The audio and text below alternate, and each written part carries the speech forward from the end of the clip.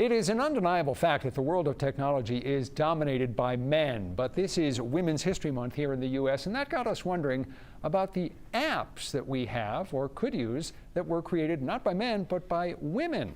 Rich Brooks from Flight New Media is our tech guy here on 207, and he's back with us, our first guest in the studio in 2 years. I'm so excited that I'm actually the first person back. Like, the celebration that you guys threw me and the champagne before we got on the air. There may be a balloon drop before the end of the segment here, Rich. Looking forward to it. All right, so you've been giving some thought to women who create apps, because it's something that's in all of our lives and Yeah. kind of an easy thing to track. So what are a few that we may have heard of that were designed by women? Yeah, I was excited about this, being the father of 2 daughters.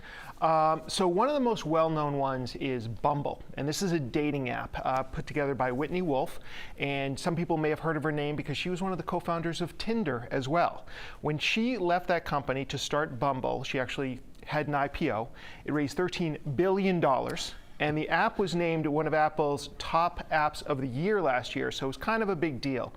And the reason why she started this is she was trying to make online dating a little less creepy. So the way that this app works is after a couple makes a match, it's up to the woman to actually take the lead and make the first move. And so that was kind of to make things a little bit more balanced and a little less creepy. Which is a very cool idea and something that's turned out to be very popular. Great choice for single people. What else did you find in the other areas of the app world you looked at? Yeah, so another good one, popular app, is called ClassPass, and this is by Payal Kadakia. And it happened, I love stories about entrepreneurs who can't find what they're looking for, so they just end up doing it, right? Yes. So this happened to her. She was out, she travels a lot, she's looking for some local ballet classes, totally get where she's coming from, and she's can't find any, so she creates an app that allows people to find fitness classes near them wherever they happen to be. Really good for travelers. So right now it's not just ballet, there's yoga and Pilates and boxing classes, whatever you want. So if you do a lot of traveling, this is a great way if you're sick and tired of the hotel gyms. And another nice feature of this is very often there's a drop-in charge, which can be very expensive, and going through the app, a lot of times those charges are waived. So if you do travel and you're looking for different fitness opportunities, great app to download. How about other apps that you found that you already actually have on your phone? You didn't have to go looking for them, you just had to start thinking about, oh, gee, I have the app. Was it perhaps designed by a woman? Yeah, so one that's been on my phone almost since the beginning is Camera Plus. Now it's called Camera Plus Legacy, or there's a paid version called Camera Plus 2.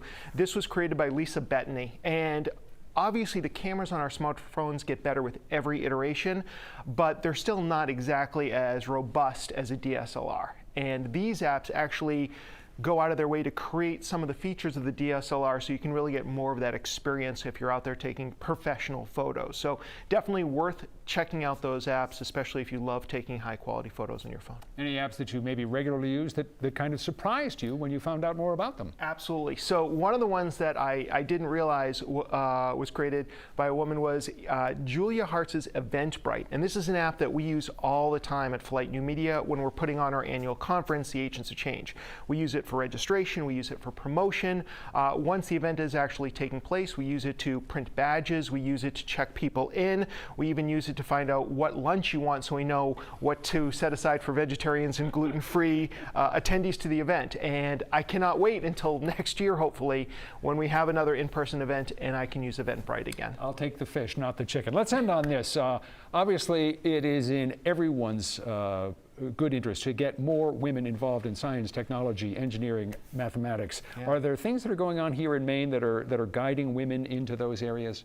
Yeah, it was something I looked into, and I'm sure I'm just hitting the tip of the iceberg here, but I did find 3 organizations. One is called Mainly Tech Women, and this is for women and girls who are interested in STEM and technology, and they have both a website as well as a Facebook page. There's also an international organization called WITI, Women in Technology International. They have a Maine chapter. And this is more about networking and making connections, but definitely worth checking them out. They also have a website. And then there's a website called Meetup where people can create these little meetups. And there's a recurring one. I think it's fairly new. It's called Maine Women in Tech. And so you can find those online. You'll probably put them on the 207 section of the website as well, and people can check those out. We can indeed do that. You took the words right out of my mouth. Rich Brooks from Flight New Media. Great to have you back. Good to be back. Thank you so much. Stick around. We will return in a moment.